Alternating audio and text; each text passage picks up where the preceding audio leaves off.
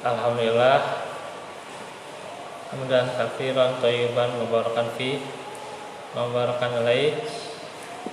Asyhadu an la ilaha illallah wahdahu la syarikalah wa asyhadu anna Muhammadan abduhu rasuluh alladzi la nabiyya ba'da. Alhamdulillah, pada di tengah hujan yang deras ini kita kembali dalam majelis ilmu yang kita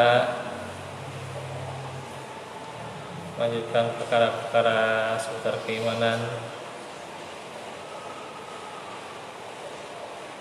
Bismillah, rahimahullah. Langsung saja, bagaimana ujian yang diderita oleh seorang hamba yang menimpanya akan menjadi berkah bagi kehidupan. Ya, tentunya kita perhatikan kalau misalnya yang namanya kecelakaan dahsyat itu kan sering terjadi di jalan, gitu ya. Di jalan yang besar dan mulus, gitu ya, daripada jalan yang sedikit berbatu, gitu ya. Jalan-jalan kita ini ya jarang mungkin jadi kecelakaan, tapi di jalan-jalan besar suka ada, gitu ya, kecelakaan, gitu ya. Nah, kenapa? Karena hal-hal yang besar, ya, bisa jadi membuat orang itu terlena sehingga terkadang lalai, jadi celaka, gitu ya. Sedangkan hal-hal yang kecil membuat ia terkadang teringat dengan Allah, berzikir, dan senantiasa dengan kesempitan, kerumitan atau kerumitan dan sebagainya, gitu ya. Hal-hal itu juga mengundang dia untuk berzikir kepada Allah Subhanahu wa taala. Itu adalah rahasianya, ya.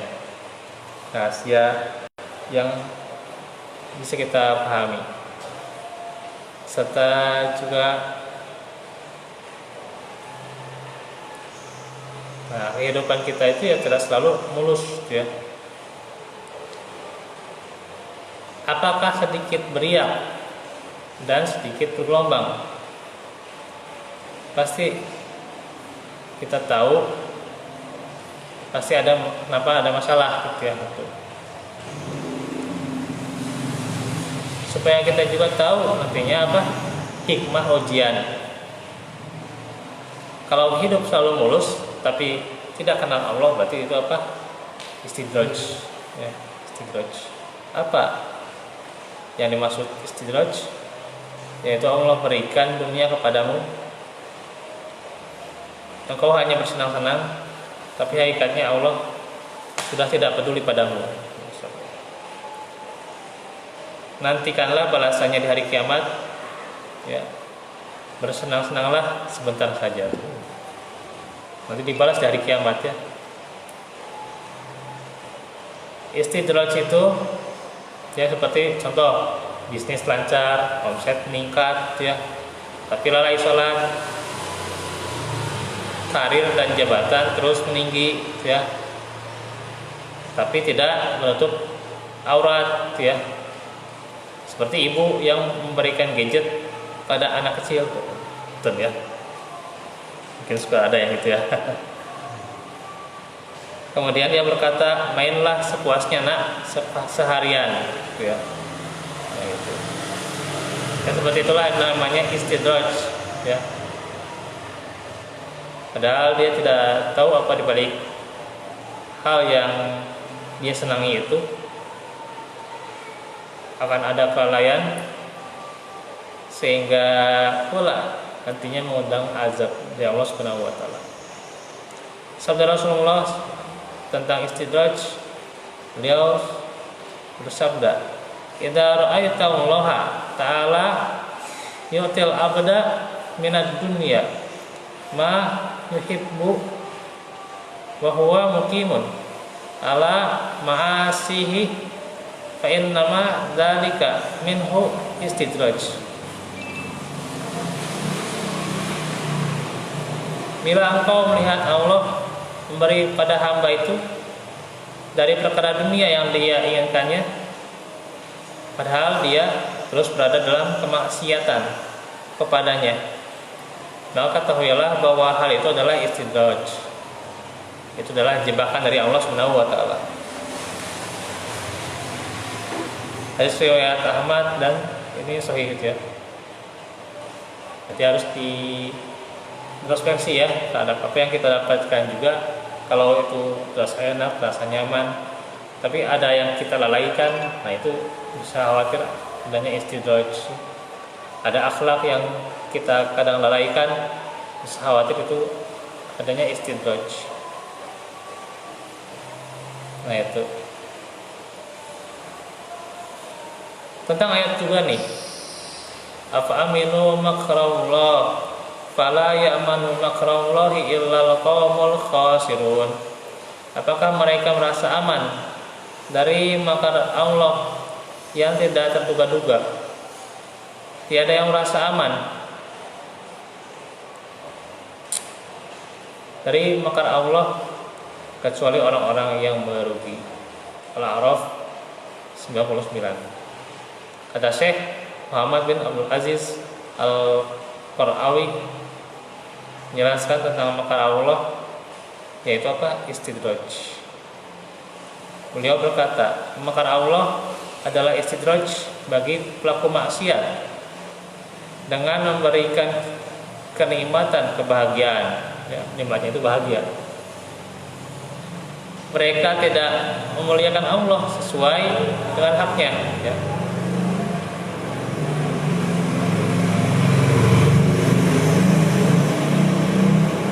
Jadi mereka tidak memuliakan Allah sesuai dengan haknya.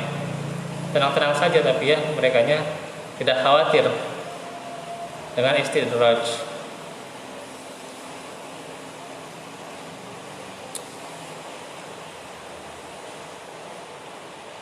Kenikmatan-kenikmatan bagi mereka nantinya itu bakal sirna, yang walaupun mereka rasakan saat ini juga gitu ya. Itu ya.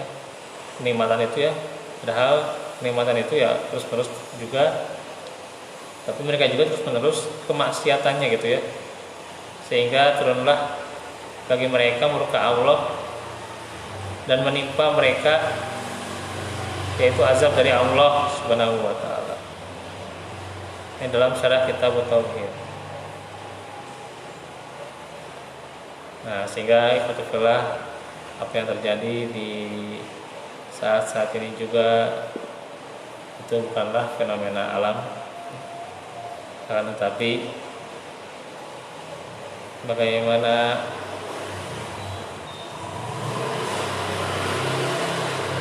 tanda peringatan dari Allah Subhanahu wa taala agar kita menjauhi yang namanya kemaksiatan, agar kita kembali kepada dinullah.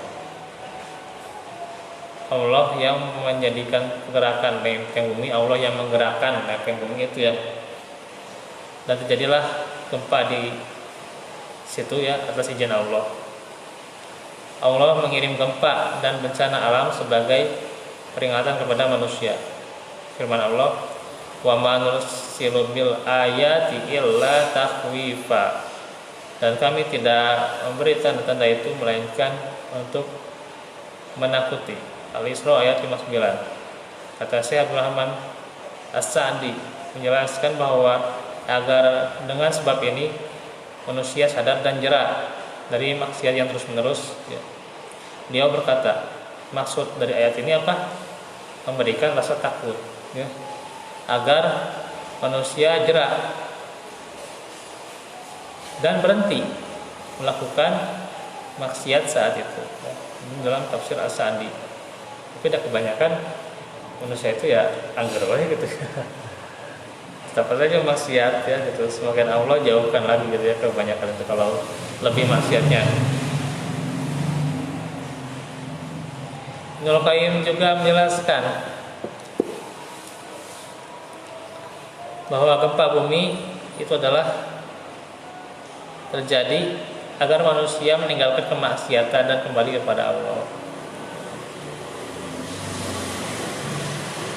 Beliau berkata, Allah Subhanahu terkadang mengizinkan bumi untuk bernapas, maka terjadilah gempa bumi yang dahsyat, sehingga hamba-hamba Allah ketakutan dan diantaranya mereka kembali kepadanya, meninggalkan kemaksiatan dan merendahkan diri kepada Allah dan menyesal.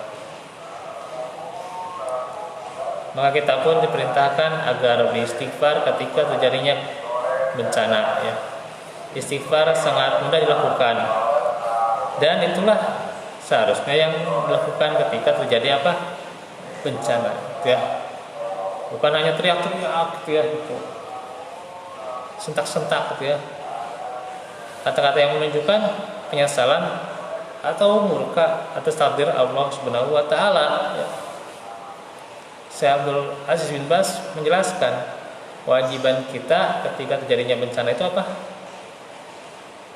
Ya, diantaranya adalah segera taubat, ya, taubat, merendahkan diri kepadanya, ya, meminta afiah, keselamatan, dan perbanyak zikir dan istighfar, ya. Itulah yang dijelaskan dalam Majmu' Fatawa, ya. Barakallahu fikum.